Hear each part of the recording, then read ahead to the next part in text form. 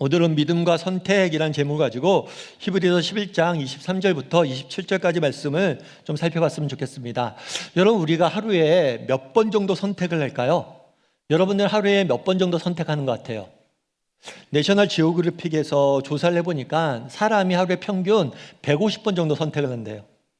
150번 정도 선택을 하는데 신중히 고민하고 선택하는 경우는 30번, 나머지는 120번은 그냥 사소한 선택들이죠. 예를 들어서 점심 때 짜장면 먹을지 짬뽕 먹을지 이걸 심각하게 고민하면서 선택한 사람이 있을까요? 먹는 걸 굉장히 좋아하면 고민을 선택할 수 있겠죠. 근데 그건 쉽게 선택하잖아요. 이런 쉬운 선택까지 하면 하루에 한 150번 정도 선택한대요.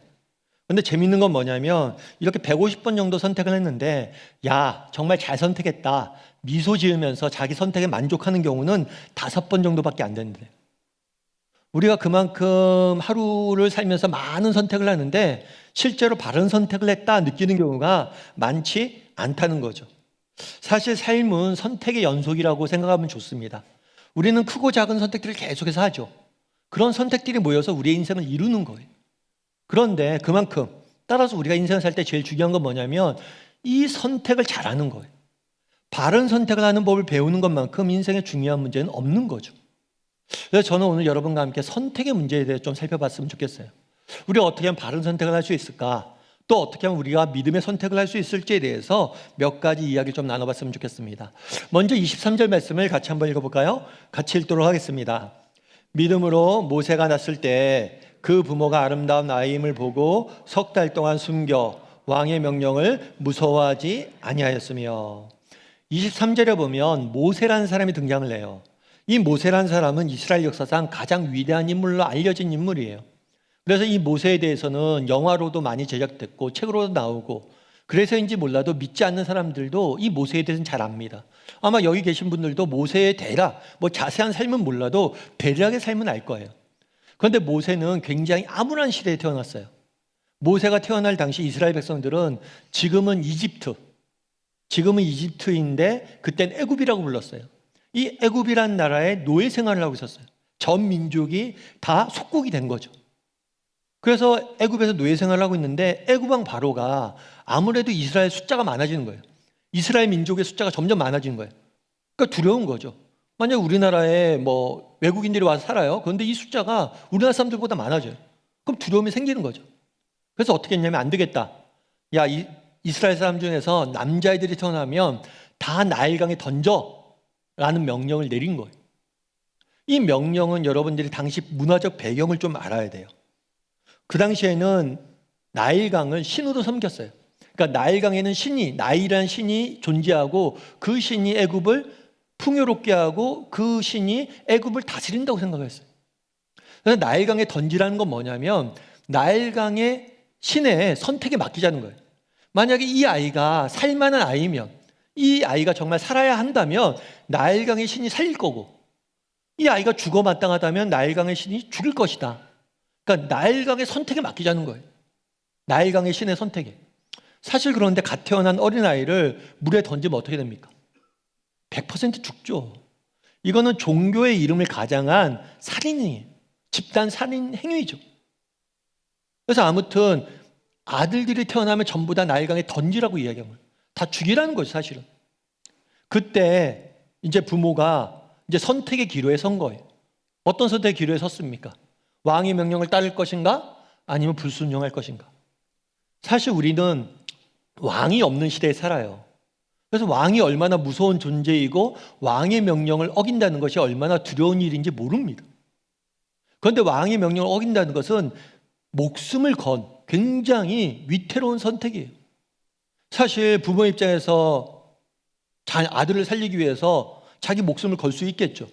그런데 자기만 죽는 게 아니에요. 온 가족이 다 죽어요. 이 아들 한 명 살리려면 나머지 가족들, 자녀들도 다 죽을 수밖에 없는 그런 위기에 처할 수 있는 거예요.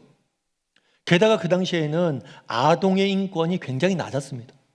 아이가 태어나면 성인이 되기 전에 죽는 경우도 많았고, 아이들이 돈에 의해서 팔려가는 경우도 많았어요.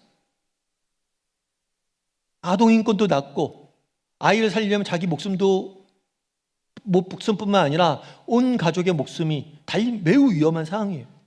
그런데 이 모세의 부모는 뭘 선택한 거예요? 아니다, 나는 불순종하겠다 라고 선택을 한 거예요. 그러면 어떻게 이런 선택을 할 수 있었냐는 거예요. 어떻게 이 왕의 명령에 불순종할 수 있었냐는 거예요. 이것에 대해서 23절에서 뭐라고 이야기하냐면 그 부모가 아름다운 아이임을 보고 석 달 동안 숨겼다라고 이야기를 합니다. 모세를 숨긴 이유가 뭐예요? 모세가 아름다운 아이임을 보고 숨긴 거예요. 어느 개그맨의 말처럼 외모만 중시하는 이 더러운 세상에 살면서 성경마저도 아름다운 아이만 살리냐? 그럼 모세가 못생겼으면 죽였을 것이냐? 안 살렸을 것이냐? 아름다운 아이임을 보고 살렸다는 거예요. 그렇다면 이 아름다운 아이임을 봤다는 건 무슨 의미일까요? 이 아름답다라는 단어는 우리가 이야기하는 beautiful 이런 게 아니에요. 보다 좀 다른 의미의 단어예요. 성경에도 굉장히 독특한 의미를 쓰여요. 이 단어는 좀 어려운 말이긴 한데 히브리 말로 토부란 단어와 같은 표현이에요. 그래서 이 토부란 단어는 어떤 단어냐면 창세기 1장에 가장 많이 쓰인 단어예요. 창세기 1장에 보면 하나님께서 세상을 만드시잖아요. 해를 만드시고 달을 만드시고 인간을 만드시고 동물을 만드시고 그리고 각각을 만드신 다음에 뭐라고 얘기하냐면 하나님 보시기에 좋았더라. 하나님 보시기에 좋았더라. 이게 토부예요. 토부. 다르게 말하면 아름다운 아이임을 봤다는 건 뭐냐면 하나님 보시기에 아름다운 아이임을 알았다는 거예요. 다르게 말하면 뭐냐면 하나님의 시선으로 봤다는 거예요. 아이가 태어났어요. 이 아이를 하나님께서 보내신 거잖아요. 하나님께서 이 아이를 보내셨을 때 이렇게 태어나자마자 죽으라고 보내시지 않았을 것이다. 하나님께서 특별한 계획과 목적을 가지고 이 아이를 보냈을 것이라는 확신을 가졌고 그 확신 가운데 뭘 한 거예요? 불순종한 아이를 숨길 수 있었던 거예요. 여러분, 믿음이란 무엇일까요? 믿음이란 시선이에요. 시선. 어떤 시선이냐? 믿음이란 뭐냐면 나의 시선, 세상의 시선이 아니라 하나님의 시선으로 볼 줄 아는 게 믿음이에요. 하나님 보시기에 하찮은 인생은 없습니다. 하나님 보시기에 보잘것없는 인생은 없어요. 하나님 보시기에 무의미한 인생은 없어요. 그걸 아는 거예요. 하나님의 눈으로 보니까 이 아이가 이렇게 죽을 운명이 아니란 거예요. 하나님이 그렇게 무의미하게 이 아이를 보내지 않았을 거라는 거예요. 그런 믿음 가운데, 확신 가운데 아이를 숨겼던 거예요. 여러분, 믿음은 무엇입니까? 시선이에요. 여러분, C.S. 루이스라는 분이 계세요. 이분 같은 경우 20세기 기독교 사상에 굉장히 큰 영향력을 미친 분이에요. 근데 C.S. 루이스가 뭐라고 얘기했냐면 이렇게 얘기했어요. 내가 기독교를 믿는 것은 해가 떴다는 것을 믿는 것과 같다. 단지 해가 보여서 믿는 것이 아니라 해가 떠서 모든 것이 보이기 때문에 믿는 것이다. 어려운 말이지만 참 공감이 되는 말이에요. 무슨 말입니까? 여러분, 해가 떴어요? 해가 보이죠? 아, 해가 떠서 해가 있구나 라고 해서 해가 떠 있는 걸 믿는 거예요. 우리가 하나님의 존재를 믿어요. 하나님이 계시다, 해가 존재한다는 걸 믿는 것처럼 믿는 건데 해가 뜬 것과 같다. 뭐예요? 해가 떠서 나머지 모든 것도 볼 수 있다는 거예요. 해가 떴기 때문에 나머지 모든 것을 이해할 수 있다는 거예요. 다르게 말하면 해를 통해서 세상을 볼 수 있다는 거예요. 믿음이란 뭡니까? 하나님을 믿는 것도 믿음이에요. 그런데 여기서 멈추는 게 아니에요. 하나님을 통해서 세상을 보는 거예요. 그래서 세상이 그럴 때만 세상이 보이는 거예요. 여러분, 우리도 한번 그럼 점검해 봐야죠. 여러분, 우리가 하루하루 살아갑니다. 또 지난주에 세상을 살았어요. 그럼 여러분도 얼마나 하나님의 시선으로 보려고 했어요? 세상 속에서 우리가 듣는 얘기는 뭐예요? 넌 뭘 그렇게 못하냐? 넌 왜 그 공부를 못하냐? 넌 그 직장 일 하나 제대로 못하냐? 맨날 못한다는 이야기만 듣죠. 하지만 하나님이 보시기에 우리의 인생은 어떠냐는 거예요. 하나님 보시기에 우리 인생 보잘것없는 인생이 없어요. 우리 한 사람 한 사람을 향한 계획과 목적을 가지고 하나님은 우리를 보냈다라고 이야기를 합니다. 그럼 그런 시선으로 내가 내 인생을 바라본다면 다르게 접근할 수 있는 거죠. 세상이 나에 대해서 뭐라고 이야기해도 하나님이 나를 통해서 이루고자 하는 일이 있을 거야 하고 살아갈 수 있는 거죠. 또 마찬가지예요. 내가 어려운 형편에 처했어요.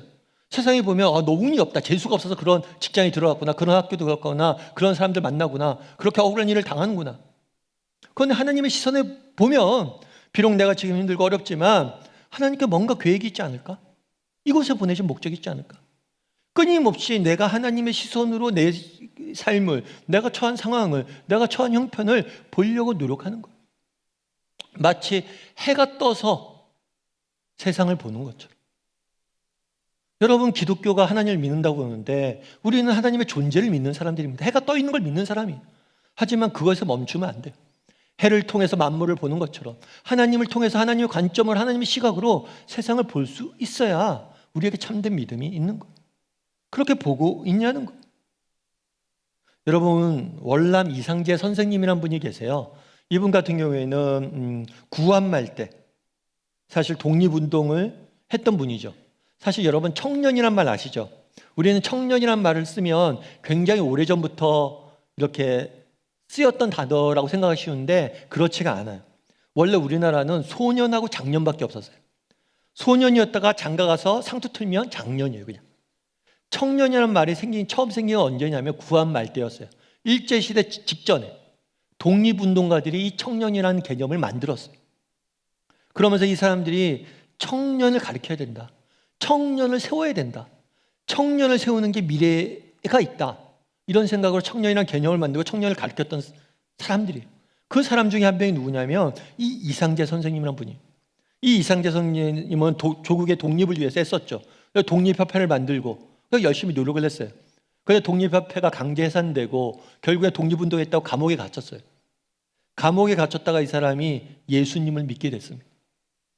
감옥에서 성경을 읽다가 예수님을 믿게 됐어요. 그러면서 누군가 물었어요. 왜 예수님을 믿게 됐냐? 믿음의 유익이 뭐냐? 그랬을 때 이상재 선생님이 뭐라고 얘기했냐면 이런 이야기를 했어요. 예수를 믿는 믿음이 아니었다면 무엇보다도 우리 가족이 구원을 받을 수 없었을 것입니다. 그리고 이 어두운 시대를 살아가는 법을 배우지 못했을 것입니다. 뿐만 아니라 세시에 대한 어떠한 희망도 갖지 못했을 것입니다. 믿음의 유익이 뭡니까? 믿음을 통해서 우리는 구원을 얻어요. 이것이 무엇보다 큰 축복입니다. 그런데 그것만이 전부가 아니라는 거예요. 이 어두운 시대를 살아갈 수 있는 법을 배웠다. 왜요? 하나님의 시선으로 보니까, 하나님의 시각으로 보니까. 정말 하나님께서 나에게 원하는 게 뭘까? 비록 어두운 시절이지만 네가 청년들을 깨워라. 그들을 가르쳐라. 그들을 통해서 이 나라를 내가 세울 것이다. 그 결과 오늘 우리나라가 있는 거죠. 여러분, 믿음이란 뭡니까? 모세의 부모도 마찬가지예요. 모세의 부모가 얼마나 암울한 시대에 살았어요. 그런데 모세의 부모가 그 용기 있는 행동을 했는데 그 이유가 뭐냐면 보았다는 거예요. 하나님의 시선으로 볼 줄 알았기 때문에 그랬다는 거예요. 그 어두운 시대를 살아갈 수 있는 힘을 배웠다는 거예요. 우리도 마찬가지예요. 여러분, 믿음이란 것은 시선입니다. 그래서 정말 우리가 하나님의 시선으로, 하나님의 관점에서 내 인생을 바라볼 수 있는 훈련들 좀 했으면 좋겠어요. 그리고 하나님의 마음으로 우리 인생을 바라보고 세상을 살아갈 줄 아는 저나 여러분이 되기를 주님의 이름으로 소원합니다. 우리 옆 사람에게 인사할까요? 믿음은 시선입니다. 한 번 더 인사할까요? 하나님의 시선으로 바라봅시다. 네, 계속해서 우리 24절부터 26절까지 말씀을 한번 같이 읽어봤으면 좋겠습니다. 같이 읽겠습니다. 믿음으로 모세는 장성하여 바로의 공주의 아들이라 칭함받기를 거절하고 도리어 하나님의 백성과 함께 고난받기를 잠시 죄악의 낙을 누리는 것보다 더 좋아하고 그리스도를 위하여 받는 수모를 애굽의 모든 보화보다 더 큰 재물로 여겼으니 이는 상 주심을 바라봄이라. 모세가 태어났을 때 죽을 수밖에 없는 운명이었어요. 그런데 모세 부모가 모세를 숨깁니다. 그런데 더 이상 숨길 수 없는 상황이 됐어요. 그러자 뭘 했냐면 모세를 갈대 상자를 만들어서 모세를 나일강에 띄웠어요. 그런데 갈대 상자에 모세를 태워서 띄웠더니만 이 모세를 누가 발견했냐면 바로의 공주가 발견했어요. 바로의 딸이, 왕의 딸이 발견한 거죠. 그런데 이 공주가 발견했는데 이 공주가 이 아이를 살렸어요. 앞서 얘기했던 것처럼 그런 거잖아요. 아이를 태어나면 나일강에 던져라. 나일신이 판단할 거다. 이 아이가 살아마땅한 아이라면 살릴 거라고. 그러니까 나일강에 살린 아이예요. 이 아이가 신적 아이고 굉장히 특별한 아이라고 생각한 거예요.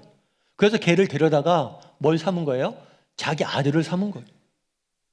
아들이 없어서 아들을 삼은 게 아니에요. 신적 아이기 때문에, 특별한 아이기 때문에 아들을 삼은 거예요. 그래서 아들을 삼아서 공주의 아들은 뭐예요? 공주의 아들은 뭘까요? 왕자죠, 왕자. 제가 어려운 거 보는 거죠. 왕자로서 살게 된 거예요. 사실 우리는 이제 왕이 없는 시대에 아까 살았어요.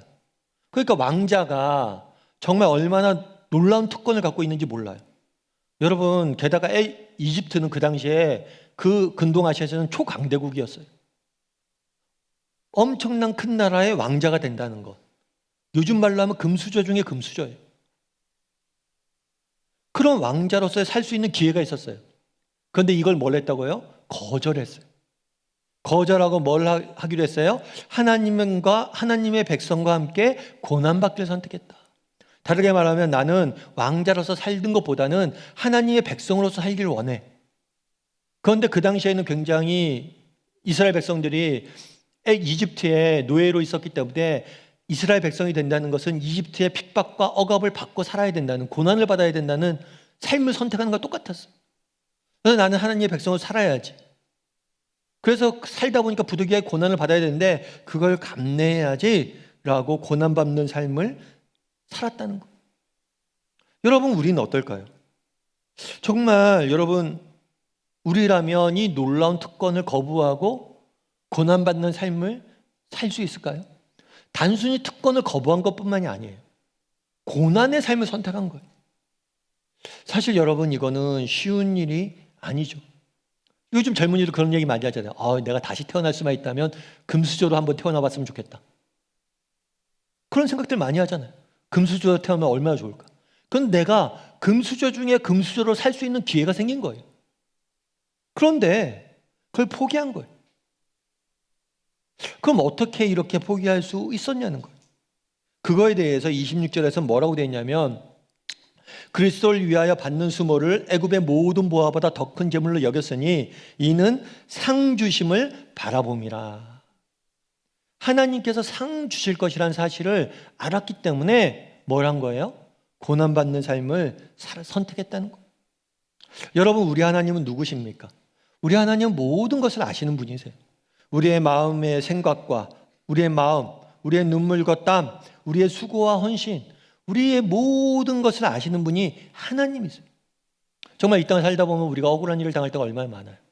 우리가 이 땅을 살다 보면 정말 답답한 일들을 살 때가 얼마나 많아요. 우리 박 권사님 기도했던 것처럼 우리가 웃고 있지만 정말 그 안에 얼마나 슬픔의 그런 삶의 사연들이 많은지 누가 압니까? 그런데 우리 하나님은 그 모든 걸 다 알아요. 여러분들이 직장 생활에서, 여러분들 학교 생활에서, 여러분들이 가정에서 정말 얼마나 힘들고 어려운 삶들을 사는지 아세요. 뿐만 아니라 그걸 뭐예요? 아시고 갚아주시는 분이세요. 때가 되면 다 갚아줄 거란 거예요. 내가 비록 힘들게 지금 하나님의 백성과 함께 살겠지만 이 모든 것을 하나님께서 뭐예요? 갚아줄 거란 거예요. 그걸 알았기 때문에 이 삶을 선택할 수 있었다는 거예요. 저는 개척하기 전에 이제 옥하는 목사님을 모시고 오랫동안 사역을 했어요. 근데 옥 목사님이 늘 하시는 말씀이 있었어요. 특별히 옥 목사님이 걱정이 늘 있으셨어요. 그럼 걱정은 뭘까요? 늘 걱정이 뭐였냐면 옥하는님이라는 사람이 과대평가돼서 걱정이다 라고 이야기를 했어요. 그래서 내가 정말 하나님 앞에 가서 받을 상급이 적을까 걱정이다. 내가 언젠가 우리가 하나님 앞에 설 텐데 내가 옥하는이잖아요. 많은 사람들이 존경한다 그러고 목사님이라고 부르고 많은 사람들이 유명해졌어요. 근데 나보다 저 우리 교회에서 이름도 없이 빛도 없이 교회를 위해서 기도하고 수고하는 권사님이나 집사님보다 내가 하나님 앞에 칭찬을 덜 받는다면, 내가 하나님 앞에 받을 상이 적다면 그래서 걱정이란 거예요. 사람들이 날 칭찬하고 나에게 잘한다 이야기하면 좋죠. 물론 그게 좋아요. 여러분, 애굽의 보아 좋죠. 이 땅에서 뭐 많은 것들 누릴 수 있으면 좋죠. 승진하고 뭐 여러 가지 누릴 수 있으면 좋죠. 애굽의 보아가 나쁜 게 아니에요. 그런데 정말 우리가 고민해 봐야 된다는 거예요. 뭐예요? 애굽의 보아는 내가 많이 누렸는데 정작 하늘나라에 가서 하나님이 나에게 상 주는 게 없다면, 야 그래 모세야 너 왕자로서 잘 살다 왔구나. 그래 수고했다. 왕자로서 고생 없이 편안히 살았구나. 알았어. 하나님이 그렇게 말한다면 어떻게 했냐는 거야 그날. 그래서 옥 목사님 늘 고민이었어요. 하나님 앞에 받을 상급이 적을까 걱정이고 고민이었어요. 여러분, 우리도 그런 고민을 좀 해야 되지 않을까요? 우리가 고민하고 걱정해야 될 일들이 있죠. 그런데 이 땅의 것들 있잖아요. 내일 일들, 또 여러 가지 것들 다 하나님께 맡기면 돼요. 뭐 그런 거 걱정합니까? 우리 믿음이 있는데 하나님이 해주실 거야. 하나님 맡기면 돼요. 그런데 진짜 우리가 걱정할 게 있어요. 그건 뭐냐면 하나님 앞에 받을 상급이 적다는 걸 걱정해야 된다는 거예요. 이따의 것들은 다 맡기면 돼요. 정말 우리가 걱정할 건 뭐냐요? 상급이 없다는 거. 어떻게 모세는 그 왕자로서 살 수 있는 특권을 포기할 수 있었습니까? 그게 나빠서가 아니에요.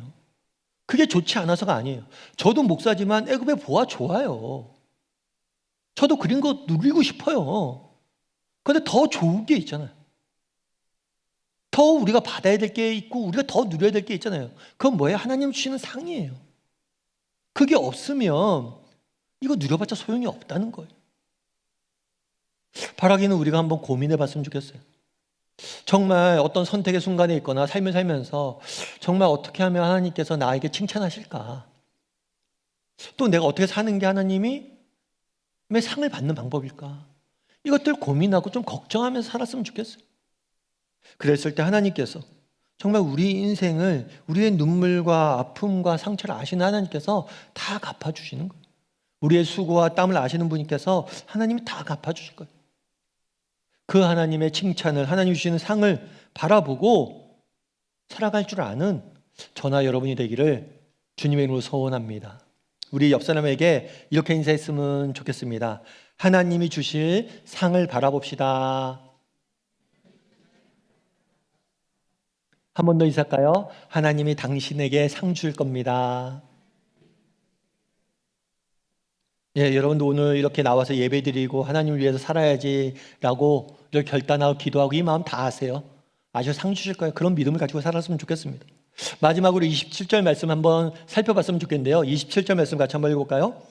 믿음으로 애굽을 떠나 왕의 노함을 무서워하지 아니하고 곧 보이지 아니한 자를 보는 것 같이 참았으며.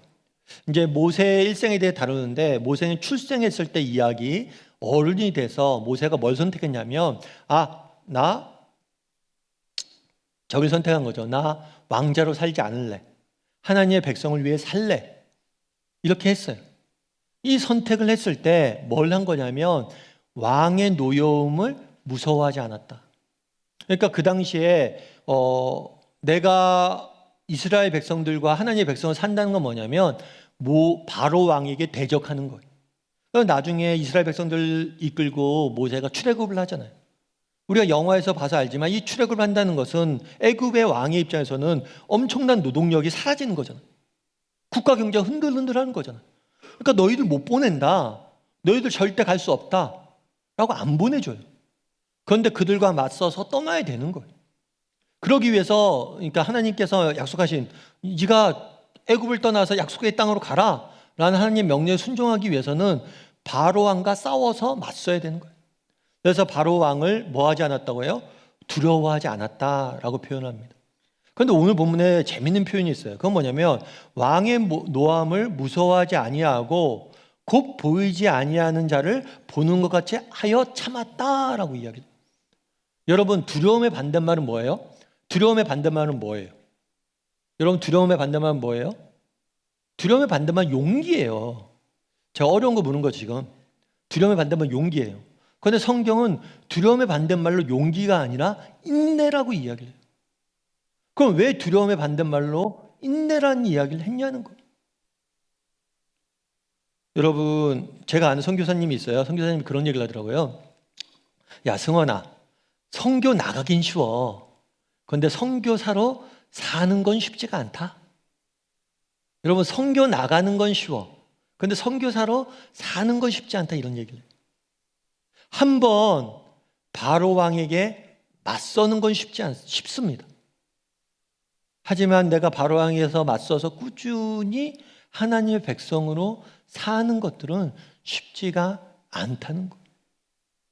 성경에 보면 오늘은 모세가 애굽을 떠났다 그러잖아요. 모세는 애굽을 2번 떠납니다.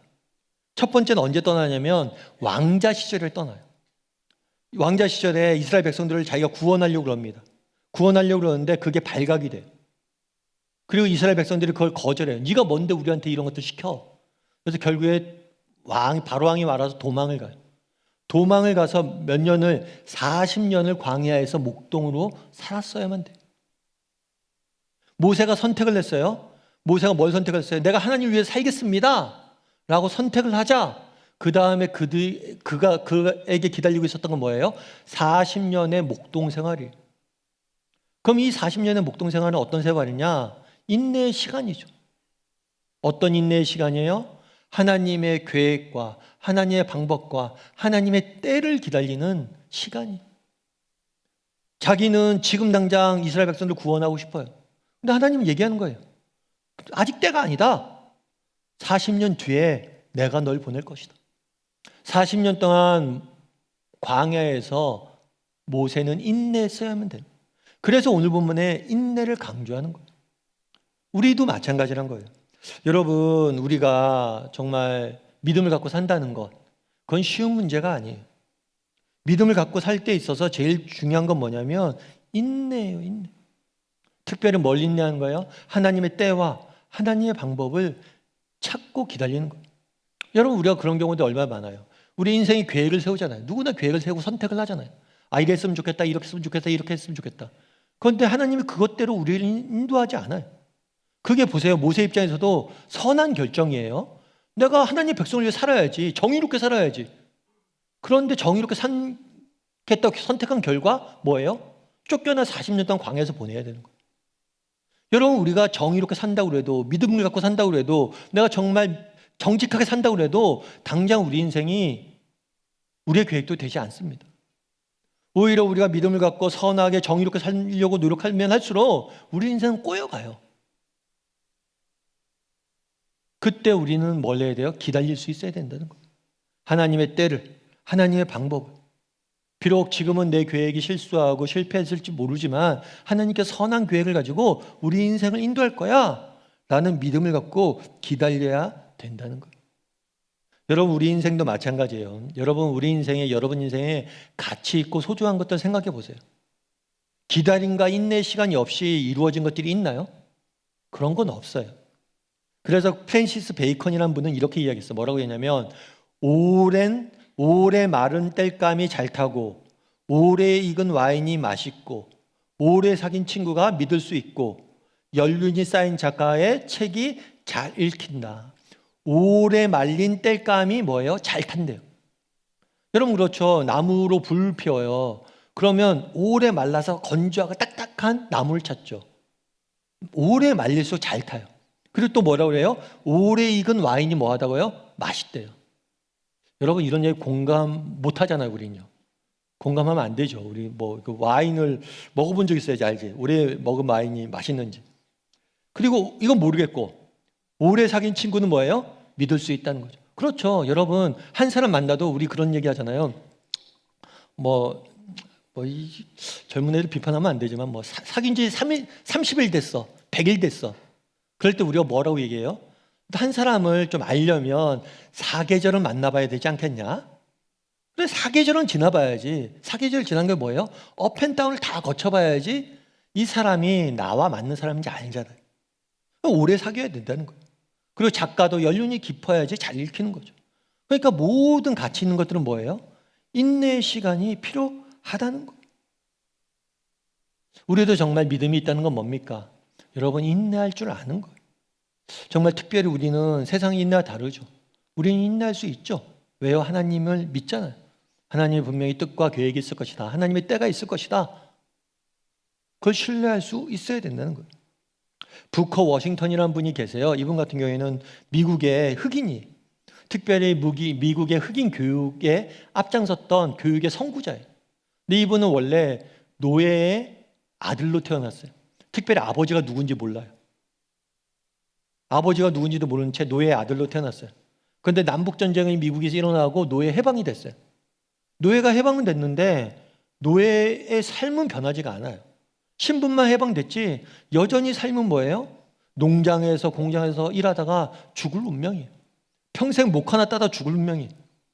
난 도저히 그래서 안 되겠다. 나 공부할래. 하고 학교를, 전문학교를 가려고 그랬어요. 주변의 사람들이 말립니다. 그를 조롱하고 비웃습니다. 포기하지 않았어요. 그래서 학교에 대한 소문을 듣고 그 학교를 찾아 떠나요. 차비도 없어요. 그래서 수백 마일을 50일 동안 걸어서 갑니다. 학교에 갔어요. 가서 저 공부하고 싶어요 라고 이야기했지만 야, 추천서가 있어야지 입학을 하지. 그러니까 아무나 학교에 들어갈 수 없잖아요. 뭐라도 있어야 되잖아요. 최소한 추천서가 있어야 된다는 거예요. 그런데 그런 것도 없어요. 그냥 온 거예요. 학교에서 받아줄 수가 없죠. 그런데 거기 있는 분이 한 분이 이 사람 불쌍히 여겼어요. 그래서 학교에다 사정을 이야기했어요. 감사하게 학교가 받아줬어요. 그래서 결국에 나중에 대학을 졸업을 하고 대학의 학장이 되고 흑인을 위한 대학을 2개나 설립을 했어요. 여러분 그런데 생각해 보세요. 여러분 아버지가 누군지도 몰라요? 노예로 태어났어요? 그렇게 사는 게 쉽습니까? 평생을 농장에서 노예로 살다 죽어야 될 운명 속에서 꿈을 꾼다는 게 쉽겠어요? 배우고 싶다는 열정 하나만으로 평생 가본 적도 없는 땅에, 정말 가본 적도 없는 학교에 걸어서 가는 게 쉽겠습니까? 그렇게 힘들게 갔는데 입학 조건조차도 못 갖췄다는 얘기를 들었을 때 쉽겠냐고요. 그런데도 포기하지 않았어요. 그럼 어떻게 그렇게 할 수 있었냐? 라고 했을 때 그가 뭐라고 얘기했냐면, 저는 제가 믿는 하나님은 약속의 하나님이시고 약속의 말씀대로 따르는 자는 참된 자유와 기쁨을 맛볼 수 있다고 믿었습니다. 하나님에 대한 믿음이었다는 거예요. 힘들고 어렵지만 그 어려운 시기를 이겨낼 수 있던 게, 인내할 수 있었던 것은 하나님에 대한 믿음이에요. 하나님이 아시고 반드시 다 갚아줄 것이다. 여러분, 믿음이란 무엇입니까? 여러분, 믿음이란 인내예요, 인내. 그래서 이 부커 워싱턴은 뭐라고 이야기했냐면 이렇게 이야기해요. 성공은 그 사람이 현재 오른 위치로 평가되는 것이 아니다.